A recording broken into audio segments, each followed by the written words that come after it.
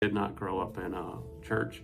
I didn't grow up in a home where we went to church or even talked about God. If God was ever brought up, it was brought up in a negative sense. And did not learning how to be a man. And to me, that meant getting the woman and out drinking my buddies because I didn't have a father in my home, didn't have somebody to teach me how to really live life. I became a father when I was 18 years old. And the one thing that I always said was, someday when I'm a father, I'm not going to be like my dad. I'm going to do better. And I'm not here to knock my dad. My dad passed away some years back. And the one thing that I do know about him was he did the best he knew how to do. And I have a ton of grace for him because nobody taught him how to be a father. And I was going right down the exact same path. I was saying I didn't want to be like him, and I was being just like him. Hey everybody, I wanted to just take a little bit of time to share with you a little bit of my story. And I'll probably break this up into a number of different videos because there's a lot to share. But first, my Jesus story and how did I come to know Jesus? And I'll just start out by telling you that I did not grow up in a church. I didn't grow up in a home where we went to church or even talked about God. If God was ever brought up, it was brought up in a negative sense. And my life was one that I was learning or taking my cues from, I tell people, from MTV. I was learning how to be a man, and to me that meant getting the woman and out drinking my buddies because I didn't have a father in my home, didn't have somebody to teach me how to really live life. And I wanted to be really good at everything I did, and I was a pretty good student in school. I didn't really get into any trouble, but I wanted to be really good at those things that I was learning as I was becoming a man. In any case, long story short, I became a father when I was 18 years old. And the one thing that I always said was, someday when I'm a father, I'm not going to be like my dad. I'm going to do better. And I'm not here to knock my dad. My dad passed away some years back. And the one thing that I do know about him was he did the best he knew how to do. And I have a ton of grace for him because nobody taught him how to be a father. And I was going right down the exact same path. At some point or another, I came to realize I was failing, and I was failing as a dad. But, and I wanted to keep on trying. And, to me, the one thing that my father really didn't do was he wasn't there for us. He didn't provide financially. And so I said, I'm going to provide financially. I'm going to go out, I'm going to get rich, I'm going to make money, and my daughter will never have to worry about the things that we've always had to worry about. Well, just like my dad, who was always trying to get rich, I was trying to get rich, and it wasn't happening for me. And therefore, I wasn't showing up the way that I was supposed to. I wasn't there, I wasn't present, and I wasn't providing. Then, I tried different businesses and did all different things, failed in the restaurant business, and then I got into real estate investing. And at some point, real estate investing was the first time in my life I started to have some success. I got into the business when I was like 28 years old is when I did my first deal. And that was 28 years ago that I did my first deal. But in any case, about a year and a half into my investing career is when I came to know Jesus. And I might share that entire story somewhere else about how that happened, but it was a radical change in my life. I was a very selfish person prior to that. Once I came to know Jesus, he completely transformed my heart, changed everything, changed my desires. I was no longer interested in doing my business for money. I wanted to do my business for people, to make a difference for people. And that just changed everything. I would say that God continues to work in my life today. It's 26 years later. He is still transforming me. He is still changing me. And I know that as long as I'm still here breathing, he's going to continuously focus on that transformation and molding me and more into his likeness and to becoming more like him. But that happens when I spend time with him. And so very early when I gave my heart to Jesus, I spent time in the Bible. I was so hungry for it. I read and I read and I read. In order to, I was a hardcore alcoholic. I was drinking 7 days a week, but Jesus delivered me from that. But one of the things I had to do, because the temptation was, all my friends are at the bar, I'm going to go just hang out, I'm not going to drink, but I had to do something different. And I found things to do in the church 7 days a week, something, whether it was a Bible study or a small group or attending a different church or whatever it might be. 7 days a week I was doing something in the church, and I was just hungry.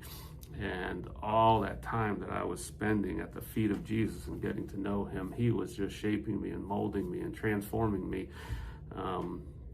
and quickly at that. And the more surrendered I was to him, the more he did in and through me. The less I wanted of things of this world, the more of it he gave to me. He entrusted me with a lot. And I think the thing that he entrusted me with the most is my story. It's something I'm supposed to tell. I'm supposed to be out there and sharing with people who he is and what he did in my life, and that he can do the same for you. What he did for me isn't available just for me. It's available to you too. But the thing is, the day that I sat there and I got on my knees and I received Jesus into my heart, it was real. I gave him everything. I knew then that I had tried so many different things and my ways weren't working. And this God who I didn't believe in all of a sudden became very real to me. And I offered myself up to him, and he just completely changed everything. And I've lived a very blessed life. It doesn't mean that I haven't had trials and problems and things like that. I've had many of them. In fact, I think that the enemy attacks me quite often. But the good news is I have Jesus with me as I have to go through those things. He is in me. He's in my heart. And he guides me and he leads me through all of that. And he's given me multiple platforms. He's given me tremendous success in the real estate investing world. Many years ago, in 2001, before many of you ever even thought about real estate investing, I was running one of the largest real estate investing websites in the country. You've got social media and Facebook and stuff today, but back then, flippinghomes.com was the place to go. And we could have 85,000 people coming to that website every month, asking their questions, learning how to flip houses, and it was my platform to be able to reach people. I taught people how to do it ethically and honestly. And I see on some of these groups that people talk about wholesaling, and I'm not going to be here judging individuals or people, but I just want to say there's a lot of things being taught that's not ethical. It's not moral, and people are signing contracts with no intentions of purchasing a property or no ability to purchase a property.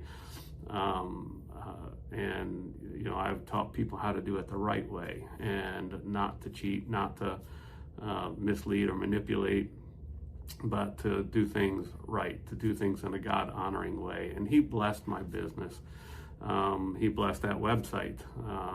I told people whenever they would give me the audience, I would tell them about Jesus and what he was doing in my life. And but then God took that somewhere else. And a few years later, God had given me the word life and air.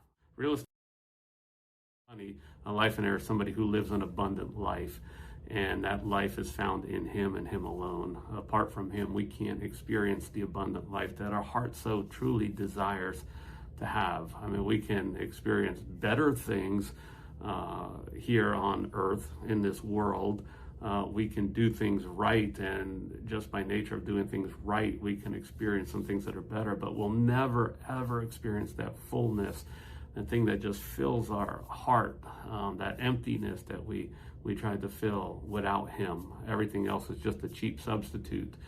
And life and air became the message that God gave me, that I was to bring to the world, and to use that to really reach, perhaps for the most part, in my case, the real estate investing community, with a message that it's not just all about the money, but it's about Him and life and making a difference for other people.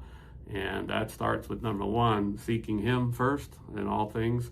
Number two, I don't believe you can be successful if you're not successful at home. You can't be failing at home and be successful in the office and call yourself successful. You need to be successful at home and in the office. And that's where my passion really comes in, is helping people to not just do more deals and make more money, but in helping people to truly live an extraordinary and abundant life, and the life that Jesus came to give. The Bible says, He says in His own words, He came to give life. The thief came to steal, to kill, and destroy it. But Jesus came that you may have life and have it to the full. And that was why He came. And so I'm passionate about making a difference and just teaching people the things that God has taught me, and hoping that you get to experience the blessed life that He has given to me by following the same principles, putting Him first and putting your family second before your business. And I hope this speaks to you. And if it does, or if you have any questions, I love having these conversations. Don't hesitate to reach out to me to learn how we can help you and to live and experience the abundant life that you desire to have. Reach out. Have a blessed day.